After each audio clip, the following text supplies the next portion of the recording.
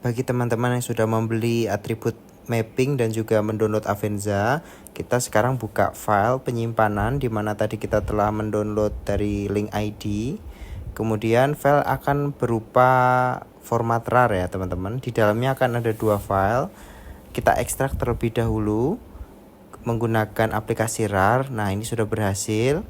Lalu kita nanti menggunakan file KML untuk diimport layernya ke dalam Avenza. Kita buka Avenza.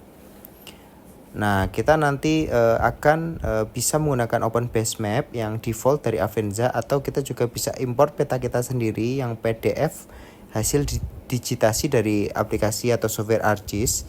Nah, kita gunakan Open Base Map ya sebagai default. Nah, kalau defaultnya di atributnya tidak akan ada apa-apa, jadi hanya untuk keterangan place mark dan juga foto saja. Nah, layernya kosong. Kita import layer geomapping atributnya dengan cara import layer, kemudian cloud storage or device. Nah, kita cari filenya di folder hasil download tadi dari link ID. Nah, kita pilih yang KML. Nah, sudah masuk. Namun dia belum aktif teman-teman. Masih yang layer 1 kan aktif. Kita aktifkan dulu database advanced geomappingnya atau atributnya, set as active. Nah, dia sudah aktif.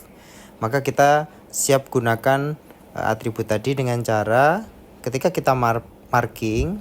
Nah, ini sudah ada nih atributnya lengkap. Semua deskripsi dari singkapan hingga kebatuannya bisa. Nah, pertama kita coba try ya. Nama biasanya kita beri nama untuk stationnya. Nah, ini coba AE001. Lalu kita mulai deskripsi singkapannya. Kita mappingnya regional, exposure type outcrop, batuannya basalt, kita bisa colornya ada banyak, ada green, black ya kan. Nah, dan seterusnya. Ini structure, massive, teksturnya kita pilih basalt, mungkin porphyritic, grain size-nya fine, oxidation, gutite, hematite. Untuk advance kita bisa ada alteration mineral dan mineralization-nya ya teman-teman. Jadi lebih lengkap daripada yang mode basic. Yang mode basic hanya primary mineral saja. Nah, kita bisa isi tanpa kita harus mengingat-ingat, sehingga kita tinggal mengisi sesuai dengan temuan-temuan kita teman-teman. Jadi atribut ini secara otomatis nanti akan terekam, tersimpan, kemudian nanti kita tinggal ekspor saja via CSV. Dan kita bisa buka di software Excel, Microsoft Excel. Nah, ini kita isi strike and dip. Dipnya kita misal 50 ya. Nah, ada juga pilihan sampel. Mungkin station itu kita mengambil sampel atau tidak. Ya, kalau iya kita klik yes. Ada juga aspiration sesar ya, atau fold. Nah, juga bisa kita mendokumentasikan foto teman-teman. Nah, di dalam marking tadi kita juga bisa foto. Dia akan terdaftar sebagai AE001. Dia akan tersimpan di galeri ya. Nah, sudah terrecord. Lalu kita jangan lupa checklist. Nah, dia akan terrecord teman-teman ya. Ini caranya gimana? Misal kita sudah selesai nih untuk perekaman data dan mapping, malamnya kita akan melakukan inputting data. Caranya adalah layer. Nah, ini kita klik yang titik 3 export. Nah, kita pilih formatnya mungkin CSV agar bersifat tabel kan. Nah, kemudian kita bisa dengan Bluetooth atau di share via WhatsApp. Nah, ini sudah via Bluetooth komputer. Kemudian berlanjut berikut file yang sudah saya import, saya kirim lewat Bluetooth di komputer. Nah, ini karena CSV sehingga tadi atribut tadi kata-katanya atau isiannya menyambung semua. Untuk memisahkan agar tiap kolom berbeda-beda atributnya, kita dengan text to column kita pilih delimited, lalu pilih koma. Nah, dia akan terpisah-pisah sesuai dengan aspiration koma. Seperti ini.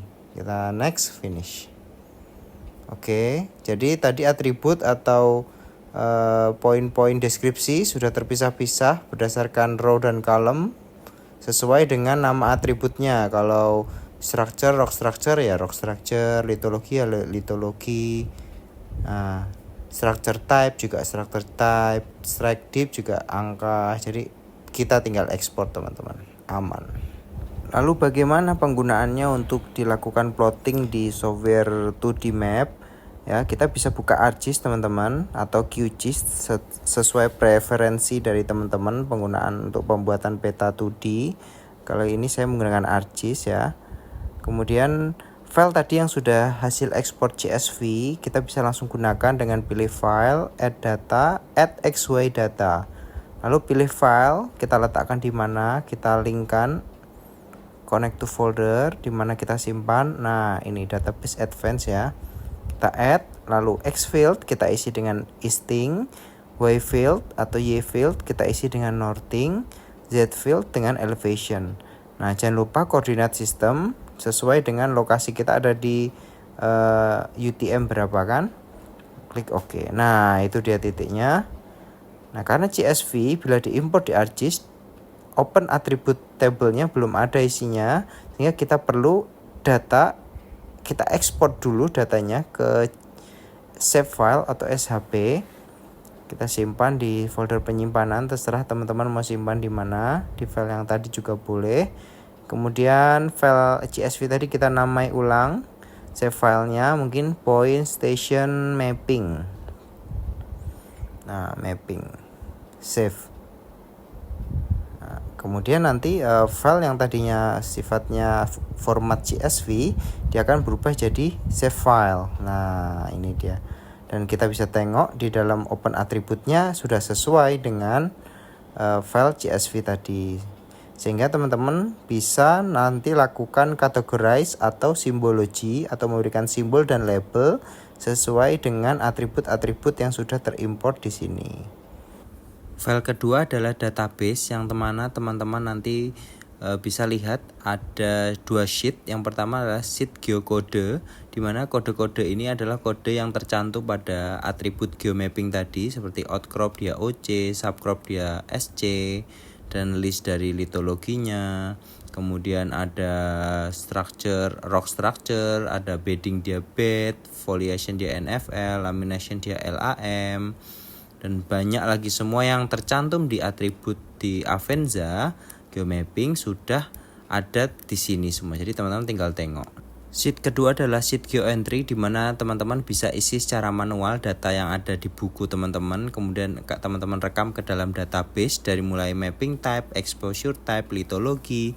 Teman-teman tinggal klik dan nanti akan secara otomatis keluar drop down dari list-list litologi, atribut-atribut semuanya lah yang ada di geocode tadi. Teman-teman tinggal isi secara klik-klik, tidak perlu ketik-ketik lagi.